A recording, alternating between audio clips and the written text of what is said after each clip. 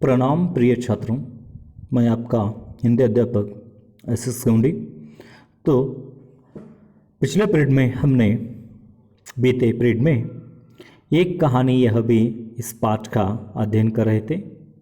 तो इसकी लेखिका मन्नू भंडारी जी है। तो हमने पिछले पीरियड में लेखिका ने अपने बचपन की यादें, यानी कि उन्होंने उनका जन्म स्थान मध्य प्रदेश के भानपुर गांव में था, लेकिन उनके यादों का सिलसिला अजमेर के ब्रह्मपुरी मोहल्ले से था। तो इसके बारे में उन्होंने जानकारी दी थी। उसी के साथ साथ उनके 2 मंजिले मकान पर रहते थे। ऊपर के मंजिल में उनके पिताजी रहते थे। तो वह हमेशा के लिए कुछ पढ़ा करते थे, किताबें पढ़ना, पत्रिकाओं को पढ़ना और 8-10 छात्रों के लिए ट्यूशन भी लेते थे। तो इसके बावजूद नीचे स्तर में अनपढ़ व्यक्तित्व विहीन माँ रहती थी और वह सुबह से शाम तक हमेशा के लिए बच्चों की इच्छाएं पूरी करना और पति के आज्ञाओं का पालन करने में वह बिताती थी। तो साथ ही यहाँ पर ये सभी मन्नू भंडारी जी ने केवल सुना था। तो उसके बाद आगे वह बड़ी हो जाती है, तब उन्होंने जब समझने लगती है जीवन में,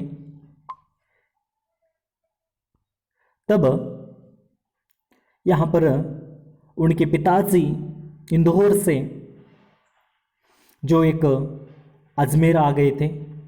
तो इंदौर से अजमेर आने के बाद जो आधा बचा हुआ जो शब्दकोश था वह पूरा कर देते हैं। तो पूरा करने के बाद वह एकमात्र उनका यहाँ पर शब्दकोश था। तो चलिए आज के पाठ की ओर बढ़ते हैं। यह पितृगाथा मैं इसलिए नहीं गा रही कि मुझे उनका गौरव गान करना है। तो यहाँ पर मन्नू भंडारी जी कहते हैं, मैंने यहाँ पर पिताजी का वर्णन, पिताजी का गुणगान इसलिए नहीं कर रही हूँ कि मुझे उनका गौरव गान करना है, बल्कि यानी कि इसलिए कर रही हूँ कि मैं तो यह देखना चाहती हूँ कि उनके व्यक्तित्व की कौन सी खूबी यानी कि सुंदरता और खामियां यानी कि यहाँ पर कमियां मेरे व्यक्तित्व के ताने बाने में गुंथी हुई है, या कि अनजाने अनचाहे किए उनके व्यवहार ने मेरे भीतर ग्रंथियों को जन्म दे दिया है।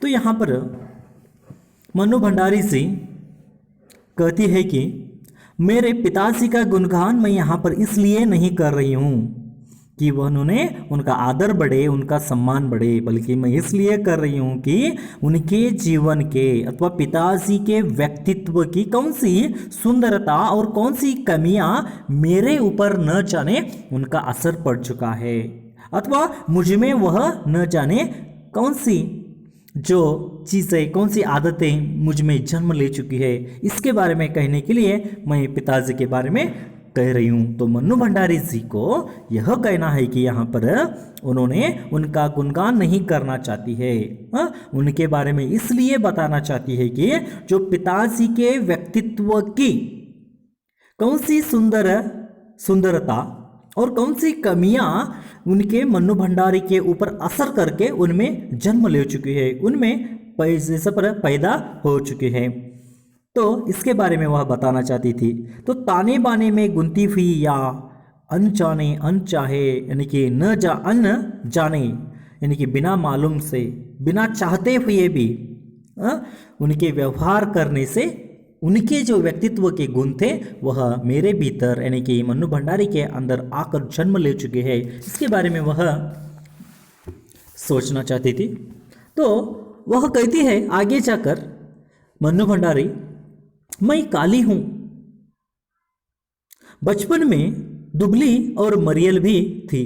तो मन्नू भंडारी अब बताते हुए, लिखते समय बताती है कि मैं काली हूं, यानी कि मन्नू भंडारी सांवली है, काली है। और बचपन में कैसी थी?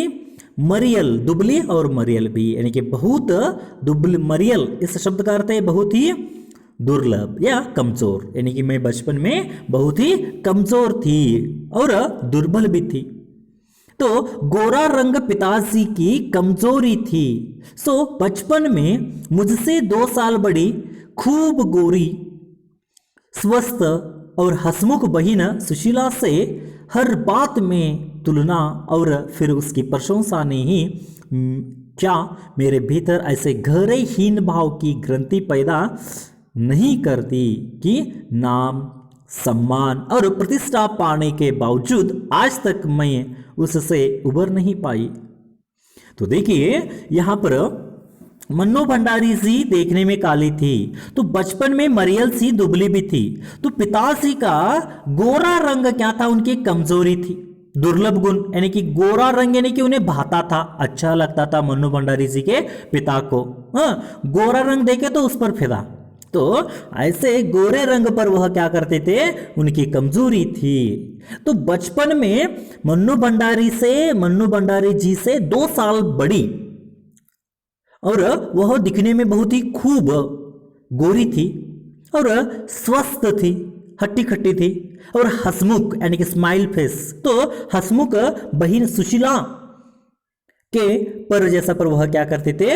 इनकी सुशीला से इनकी तुलना करते थे। हमेशा के लिए हर एक बात पर क्या करते थे? मन्नू भंडारी जी के पिता मन्नू भंडारी से जैसा पर उनकी बड़ी बहन सुशीला से तुलना करते थे, टैली करते थे। तो होली के, ऐसे हम कन्नड़ में कहते हैं। तो हमेशा हर बात पर जैसा पर उनसे इनकी तुलना करना, फिर उसकी प्रशंसा करना, उसकी तारीफ करना।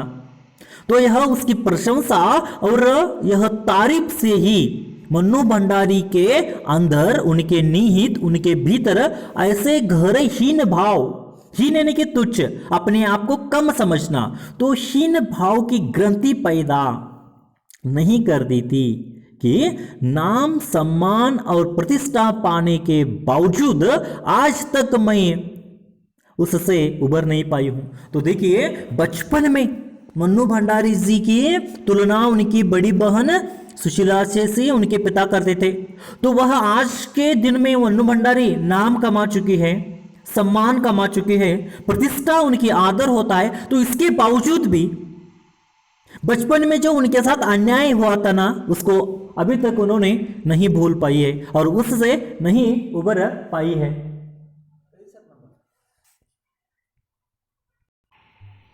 तो बचपन में मन्नू भंडारी जी की तुलना उनके बड़ी बहन से जैसा पर तुलना करते थे उनके पिताजी रंग के बारे में। जैसा पर शायद आप बचपन में जैसा पर किसी को कहते रहते, घर में 2 अगर बच्चे हो तो 2 बेटियां हो तो तू काली है, तू जैसा पर तुझे कुछ नहीं आता है, वह देखो बड़ी बहन कितनी अच्छा काम करती है। तो ऐसे तुलना करते हैं ना, वह जो असर, जो गहरा असर जो है, तो बच्चों के मन में जगह कर बैठता है। तो वह बड़े होकर प्रतिष्ठा, नाम, इज्जत कमाने पर भी वह उनके मन में हमेशा के लिए खटकता रहता है कि तो ऐसी है, ऐसी है। इसलिए बाल मनोविज्ञान के आधार पर हमें बच्चों को हमेशा किसी से तुलना नहीं करनी चाहिए। उन्हें कुछ तुलना कर कर उन्हें अपने आप को हीन समझे, ऐसी कोई बातें उनके सामने नहीं करनी चाहिए, बल्कि उनको बढ़ावा देना चाहिए, प्रेरित करना चाहिए, मोटिवेट करना चाहिए। तुम आगे जाकर होशियार हो सकती हो, तुम काली हो फिर भी मन से बहुत ही स्वच्छ हो, साफ हो, ऐसे बढ़ावा देना चाहिए। लेकिन मन्नू भंडारी जी के पिता उनके बड़ी बहन सुशीला के साथ तुलना करके यहाँ पर क्या करते थे? उन्हें अपने आप को ही न समझे, तुच्छ समझे, ऐसी हालत कर दी थी। लेकिन आज के ज़माने में लेखिका बड़ी हो गई है, लेखिका बन गई है, नाम सम्मान कमा चुके हैं, फिर भी वह जो बचपन की यादों से उबर नहीं पाई है, बाहर नहीं आ चुकी है। तो देखिए यहाँ पर उदाहरण के तौर पर अगर देखा गया तो यहाँ पर मन कैसा होता है? मन यानी कि जैसा पर एक कांच जैसा होता है, शीशा जैसा होता है, टूटने पर वह जैसा पर क्या कर जाता है? पर बिखर जाता है, गिर जाता है। सर तो यहाँ पर हमेशा के लिए तुलना करते, तो मन कैसा होता है, बच्चों का मन जो है, छोटे छोटे बच्चों का मन एक कांच की तरह होता है ना। जैसे जैसे पर उसे क्या हो जाता है, यानी कि पर कांच की जैसे, कांच टूटने जैसा उनका मन भी टूट जाता है। तो टूटी हुई कांच तो जोड़ी नहीं जाती है, तो ऐसे ही टूटी हुई कांचों के साथ जैसा पर उसका इस्तेमाल नहीं होता, उसी तरह बच्चों को अगर हम कुछ गालियां देते हैं, कुछ कहते तो उनका मन भी टूट जाता है कांच की तरह, और वह अपने आप को हीन समझते हैं, तुच्छ समझते हैं, सबके सामने कम समझने लगते हैं और इससे उभर कर नहीं आते। तो इसी हालत से बच्चे आजकल पढ़ाई में भी पीछे है। इसलिए बच्चों के सामने कभी आप कमजोर हो पढ़ाई में, आपको कुछ नहीं आता, आप बेकार हो, ऐसे नहीं करना चाहिए। उसका असर जैसे पर बच्चों के ऊपर बहुत सा हो जाता है। तो उसी के साथ साथ किशोरावस्था, टीन एज जो कहते हैं हम, तो टीन एज बहुत ही नाजुक सा होता है उनका मन। तो उनके मन के ऊपर बुरा कोई भी असर न हो, ऐसे उनकी देखभाल करनी चाहिए, नहीं तो बच्चे बिगड़ जाते हैं। तो इसलिए हमारी जिंदगी होती है कि हमारी जिम्मेदारी होती है कि माता पिता होकर हम बच्चों को बढ़ावा दें, बच्चों को प्रेरित करें, बच्चों को मोटिवेट करें, बल्कि उनकी किसी से तुलना कर कर उसकी निंदा करना, उसकी ताड़ना करना और वो उसको तुच्छ कहना, यह नहीं करना चाहिए जो अभिभावकों से हो। तो देखिए आज मन्नू भंडारी फिर से आगे क्या कहना चाहती है। आज भी परिचय करवाते समय जब कोई कुछ विशेषता लगाकर मेरी लेखनीय उपलब्धियों का जिक्र करने लगता है तो मैं संकोच से सिमट ही रह जाती, बल्कि गढ़ने को हो जाती हूँ। तो देखिए वह क्या करने लगती है, यानी क्या पर आजकल वह लेखिका बन गई है। तो आज के जमाने में सभी लोग क्या करते हैं, यानी क्या पर मन्नू भंडारी जी की तारीफ करने लगते हैं। कोई समय तो जैसा पर ऐसे लोग करते हैं कि जैसा पर फंक्शन में, स्टेज फंक्शन में जैसा पर उनकी विशेषता लगाकर मन्नू भंडारी अच्छा साहित्यकार है, ऐसे विशेषता लगाकर उनकी उपलब्धियों का जिक्र करते हैं। उन्होंने जो साहित्य जो लिखा है उसका जिक्र करते हैं, उसकी तारीफ करते हैं। तो करने लगता है तो वह मन्नू भंडारी जी क्या करती है, संकोच से सिमट जाती है, उनमें संकोच भाव पैदा हो जाता है और उसके बदले वह क्या करने लगता है, क्या पर गढ़ने से को हो जाता है, यानी कि वह उनकी बात चुभने लगती है कि मेरे पिताजी मुझे ऐसे कहते थे। तो यही बात याद आकर उन्हें वही बचपन की यादें चुभने लगती है मन्नू भंडारी जी को। तो मन्नू भंडारी जी की कोई तारीफ करता है तो वही बात उन्हें चुभने सा हो जाता है, दर्द हो जाता है कि मैं इतनी बड़ी हो गई क्या, ऐसे कहकर। तो बचपन का जो दाग उनके मन पर पड़ा है, अगर आप समझ लीजिए बदन पर दाग पड़ा तो बेदाग हो जाएगा, कपड़ों पर दाग पड़ा तो बेदाग हो जाएगा, लेकिन यहां पर मन के ऊपर अगर दाग पड़ता है तो वह दाग ऐसे ही रह जाता है, वह कभी धुलता नहीं है। तो यही हालत मन्नू भंडारी के मन पर भी असर हो चुकी है। उनका भी बचपन में एक दाग पड़ चुका है, वही अभी तक जाने के लिए तैयार नहीं है। तो आगे देखिए, शायद अचेतन की किसी परत के नीचे दबी इसी हीन भावना के चलते मैं अपनी किसी भी उपलब्धि पर भरोसा नहीं कर पाती। तो देखिए शायद अचेतन की किसी परत के नीचे दबी हुई, अचेतन यानी कि जैसा पर किसी परत के नीचे दबी हुई हीन भावना, यानी कि अचेतन के नीचे हीन भावना जो है उनकी दब चुकी है, उनके मन में हीन भावना जगह कर चुकी है। तो इसी के कारण, इसी के वजह से मैं अपनी किसी भी उपलब्धि पर भरोसा नहीं करती, यानी कि आज कितना भी नाम कमा ले, इज्जत कमा ले, लेकिन उस पर वह भरोसा नहीं कर पाती है, क्योंकि तुम कमजोर हो, तुम हीन हो, ऐसे उनके पिताजी पहले ही बता चुके हैं। तो इसी के कारण अपने उपलब्धियों पर आज का नाम कमाया है, जो बहुत सारी पुरस्कार पाई है, ये सभी उपलब्धियां हैं। तो इन उपलब्धियों पर उनको अभी भी भरोसा नहीं होता है, क्योंकि मैं इतनी बढ़ गई हूं, ऐसे उन्हें लगता रहता है।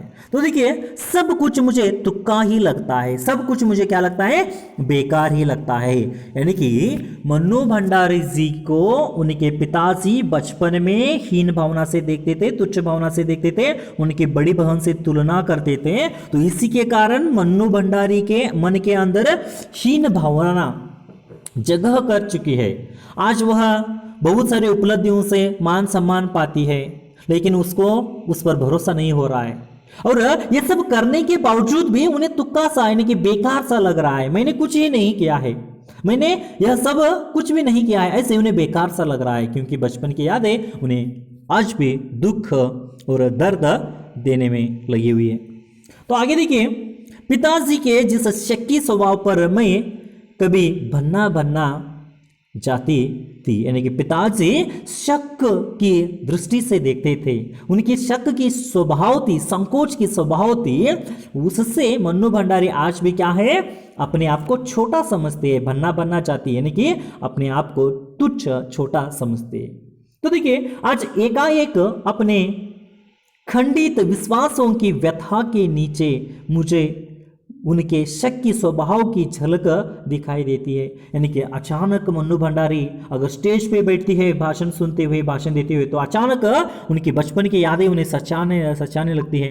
तो मन के अंदर जो बचपन की यादें हैं वह अचानक जागृत हो उठती है। एकाएक खंडित विश्वासों की व्यथा के नीचे, विश्वासों की व्यथा के नीचे मुझे शक की भावना उन्हें दिखाई देती है। यानी कि आप भी शायद समझिए, कोई भी दुखद घटना आपके जीवन में होती है, तो आप ऐसे ही बैठे हैं, अचानक वह दुख की घटना याद आती है, तो आपका स्वभाव, आपका वह दिन बुरा ही जाता है, दुख में ही बीतता है। तो उसी तरह यहाँ पर भी मन्नू भंडारी अपने काम में लगी रहती है, लेकिन पिताजी की जो शक की भावना जो थी, वह भावना, उनका स्वभाव आज भी उनको याद आ गया तो उन्हें क्या लगता है, यानी क्या पर बहुत ही बुरा लगता है, उन्हें बहुत ही दुख लगता है। तो देखिए, बहुत अपनों के हाथों विश्वासघात की गहरी व्यथा से उपजा शक, यानी कि अपनों से शक हो गया है। खुद के पिताजी ने मन्नू भंडारी के ऊपर क्या किया है, यहाँ पर विश्वासघात की गहरी व्यथा से उन पर उपजा शक उपज गया है। यानी कि पिताजी की शक की दृष्टि से देखते थे ना, उसी के कारण उनके मन में यहाँ पर शक की भावना उत्पन्न हो गई है। यानी कि मन्नू भंडारी जी के पिताजी क्या कर चुके थे, यानी कि यहाँ पर उनके ही रिश्तेदारों से, उनके ही परिवार से उन्होंने क्या किया था, जैसा पर गहरी व्यथा पा ली थी, दुख पा लिया था, इसी के कारण उनमें शक जो था उत्पन्न हो गया था, उपज चुका था। तो होश संभालने के बाद से ही जिन पिताजी से किसी न किसी बात पर हमेशा मेरी टक्कर चलती ही रहती, वे तो न जाने कितने रूपों में मुझ में है। तो मन्नू भंडारी यहाँ पर बता रही कि होश संभाला, यानी कि जब से उन्होंने जीवन में समझना शुरू किया, यह सही गलत के बारे में उन्हें मालूम होने लगा, तब से उन्होंने होश संभाला। तब से क्या हो गया, यानी क्या पर किसी न किसी बात पर क्या हो जाता था, हमेशा के लिए उनके पिताजी का और उनका जैसा पर टक्कर होती थी, बातों बातों में टक्कर हो जाती थी। तो देखिए कितने रूपों में हो जाती थी टक्कर। तो जैसा पर कुछ यहाँ पर कुंठाओं के रूप में, यानी कि कुछ बाधाओं के रूप में, कहीं प्रतिक्रियाओं के रूप में, कहीं प्रतिछाया के रूप में, हमेशा के लिए पिताजी और मन्नू भंडारी के बीच में किसी न किसी बात पर टक्कर हो ही जाता था। बातें होती ही रहती थी, क्रिया को प्रतिक्रिया देना, प्रतिछाया, उसी के साथ कुंठाओं के रूप में। तो देखिए, केवल बाहरी भिन्नता के आधार पर अपनी परंपरा और पीढ़ियों को नकारने वाले को क्या सचमुच इस बात का बिल्कुल एहसास नहीं होता था कि उनका आसन्न अतीत किस कदर के भीतर जड़ जमाए बैठा है। यानी कि यहाँ पर देखिए मन्नू भंडारी क्या कहना चाहती है, केवल बाहरी भिन्नता के आधार पर अपनी परंपरा पीढ़ियों को नकारने वाले, यानी कि बाहर जो भिन्नता है, लोगों में जो भिन्नता है, अपनी बाहरी भिन्नता के आधार पर अपनी परंपरा और पीढ़ियों को नकारने वाले को क्या सचमुच इस बात का बिल्कुल एहसास हो सकता है कि उनका आसन्न अतीत, आने वाले दिन का कदर उनके भीतर जड़ जमाए बैठा हुआ है। तो समय का प्रवाह भले ही हमें दूसरी दिशाओं में बहकर ले जाए, लेकिन स्थितियों का दबाव भले ही हमारा रूप बदल दे, हमें पूरी तरह उसे मुक्त नहीं हो जाते। यानी कि आसन्न बटा बना हुआ, यानी कि उनके रूढ़िगत आए हुए परंपरा, पीढ़ियों से आए कुछ गुण यहाँ पर मन्नू भंडारी के अंदर भी आसन्न जमा कर बैठे थे। तो यहाँ पर उस जड़ जमाए बैठे थे, जड़ के साथ जमाए बैठे थे। कुछ गुण उनके पिताजी से कुछ गुण आए थे, मन्नू भंडारी के मन में जगह करके बैठे थे। लेकिन आज के दिन में देखिए, समय का प्रवाह भले ही हमें दूसरी दिशाओं में बहकर ले जाए, यानी कि समय उनको उस दिशा से लेकर दूसरी दिशा में लेकर आ चुका है। मन्नू भंडारी अपने आप को पूरी तरह से परिवर्तित कर ली है, पूरी तरह से अपने आप को बदलाव कर लिया है। पर भी उन बचपन की स्थितियों का दबाव भले ही हमारा रूप बदल दे, यानी कि बचपन की स्थिति जो बचपन की स्थिति थे, यादें थे, वह यादों के रूप में जैसा पर उनका रूप बदल दे, पूरी तरह उससे मुक्त नहीं ही यहाँ पर कर सकता। यानी कि देखिए, मन्नू भंडारी जी यहाँ पर बचपन के हालातों से बाहर आ चुकी है, लेकिन बचपन की जो परिस्थितियां थी उस परिस्थितियों को मोड़ लेकर उन्होंने दूसरी ओर आ चुकी है। लेकिन जो बचपन का दबाव जो था उसके कारण आज वहां पर उनका रूप बदल दिया है, बचपन के वहां पर दबाव से उनका रूप बदल दे चुका है, लेकिन वह पूरी तरह से बचपन की यादों से अभी मुक्त नहीं है। अभी भी बचपन की यादें उनके मन में है और उनको सताने लगी है। तो चलिए और एक बार इस परिच्छेद को देखते हैं। मन्नू भंडारी जी अपना पिताजी का वर्णन इसलिए नहीं करती है कि यहाँ पर उसका कोई आदर हो, कोई सम्मान हो, तो इसलिए उनका गुणगान करना चाहती है, इसलिए उनका आदर करना चाहती है कि पिताजी के गुण कितने हद तक मन्नू भंडारी के भीतर जगह कर चुके हैं, मन्नू भंडारी के अंदर जन्म ले चुके हैं। इसी के कारण वह क्या करना चाहती है, यहाँ पर पिताजी का गुणगान। यानी कि देखिए, पहले परिच्छेद और दूसरे परिच्छेद में उन्होंने बचपन के बारे में और पिताजी के बारे में कहा है और अच्छे गुणों के बारे में कहा था, लेकिन इस परिच्छेद में मन्नू भंडारी जी के जो उनके पिताजी के जो बुरे गुण हैं उसके बारे में उन्होंने कह दिया है, इसके बारे में उन्होंने कह दिया है। तो देखिए, यहाँ पर मन्नू भंडारी और उनकी बड़ी बहन सुशीला के बीच में हमेशा के लिए क्या करते थे, उनके पिताजी तुलना करते थे, क्योंकि वह गोरे रंग ही उनका कमजोर था, इसलिए वह हमेशा के लिए उनसे तुलना करना और बड़ी बहन सुशीला की प्रशंसा करना, तारीफ करना, तारीफ करते थे और मन्नू भंडारी जी को हीन तुच्छ समझते थे। तो इसी के कारण मन्नू भंडारी के अंदर एक गहरा हीन भाव पैदा हो चुका था। तो आज के दिन में वह नाम, सम्मान, प्रतिष्ठा पा चुकी है, पाने के बावजूद भी, पाने के अलावा भी अपने आप को वह क्या समझती है, तुच्छ समझती है और अपने आप को उससे उबर कर आ नहीं पाई है। तो कुछ लोग मन्नू भंडारी जी की फंक्शन में जाने के बाद, समारोह में जाने के बाद, कुछ लोग उनके नाम के आगे कुछ शब्द लगाकर उनकी तारीफ करते रहते हैं, उनका जिक्र करते रहते हैं, तो फिर भी वह अपने संकोच में ही रह जाती है, फिर भी उन्हें वह बातें चुभने लगती है।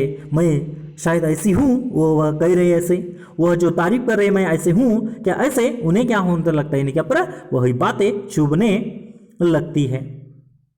तो आगे जाकर आज मन्नू भंडारी आजकल जो भी उपलब्धि कर चुके हैं उस पर उन्हें भरोसा नहीं होता है। साहित्यिक क्षेत्र में आज उन्होंने जो भी साधना हासिल कर चुके हैं, जो भी अचीवमेंट किया है, उस पर, उन उपलब्धियों पर, उन अचीवमेंट पर उन्हें भरोसा नहीं कर पा रही है। वह अपने आप को यह सब बेकार सा लगता है, क्योंकि पिताजी की शक की जो स्वभाव था वह मन्नू भंडारी के ऊपर क्या हो जाता है, बहुत ही गहरा असर कर चुका है। तो इसी के कारण उनके पिताजी क्या कर चुके थे, क्या पर अपने रिश्तेदारों के ही हाथ से जैसा पर विश्वासघात हो चुके थे। विश्वासघात होने के कारण उनके अंदर गहरी व्यथा, गहरी दुखता उपज चुकी थी। तो इसी शक के कारण हमेशा के लिए क्या करते थे, यानी कि पर अपना होश कभी भी संभाल नहीं पाते थे। हमेशा के लिए अपने बच्चों को भी शक की दृष्टि से देखते थे। तो उसी के साथ साथ मन्नू भंडारी जब बड़ी हो जाती है तब क्या हो जाता है, उन्होंने हमेशा के लिए सही गलत का समझने लगती है। तो उसी समय हर एक बात पर उनके पिताजी से टक्कर हो जाती थी, बातचीत हो जाती थी, बातों बातों में चर्चाएं होती थी, डिस्कशन होता था ना। तो हमेशा के लिए ऐसा पर कहीं कुंठाओं के रूप में चर्चा होती थी, कहीं प्रतिक्रिया के रूप में, कहीं प्रतिछाया के रूप में, प्रतिछाया यानी कि निर्णय, प्रतिछाया के रूप में हमेशा के लिए उनमें चर्चाएं होती थी। तो केवल बाहरी भिन्नता के आधार पर अपनी परंपरा और पीढ़ियों को नकारने वाले को क्या सचमुच इस बात का बिल्कुल एहसास नहीं देता कि उनका आसन्न अतीत किस कदर उनके भीतर जड़ जमाए बैठा है। तो पिछले जो यादें थे, आज कितने भी वह बड़े हो, आगे बढ़ जाए, पर बचपन की यादें जो थे उनके आसन बनकर जमाए, उनके भीतर जड़ जमाए बैठे रहते हैं। तो वह कितनी भी कोशिश कर ले वह नहीं चाहते। तो उसी तरह मन्नू भंडारी के अंदर भी वह बचपन की यादें बन चुकी थी, जमा कर दे चुकी थी, जमा हो गई थी। तो समय का प्रवाह भले ही हमें दूसरी ओर बह कर ले जाए, यानी कि समय आने के बाद हम दूसरी ओर मोड़ लेते हैं ना, दूसरी ओर चले जाते हैं, लेकिन जो उन स्थितियों का दबाव भले ही हमारा रूप बदल दे, उन स्थिति में, आज की स्थिति में, आज के दबाव के दिन में हमारा रूप बदल देता है, लेकिन बचपन की यादों से हमें पूरी तरह अपने आप को मुक्त नहीं कर सकते हैं। तो छात्रों, इस परिचित के जरिए हमें यह समझना चाहिए, बच्चों को कभी भी तुच्छ नहीं समझना चाहिए, कमजोर नहीं समझना चाहिए, हीन नहीं समझना चाहिए, क्योंकि उनके मन में अगर हीनता भाव जैसा पर पैदा हो जाती है तो हमेशा के लिए जैसा पर क्या हो जाता है, यानी कि वह उससे उबर नहीं आते हैं, बाहर नहीं आते हैं। तो मन्नू भंडारी उदाहरण के साथ लीजिए, वह अब लेखिका बन चुकी है, अब बड़ी हो चुकी है, नाम सम्मान सब कुछ उन्होंने क्या कर चुका है, यानी क्या पर पा लिया है। फिर भी वह आज के दिन में अपने आप को कमजोर हीन समझते, यानी कि बचपन में जो पिताजी उनको कहते थे वही बातें उनके मन में घर कर चुकी है।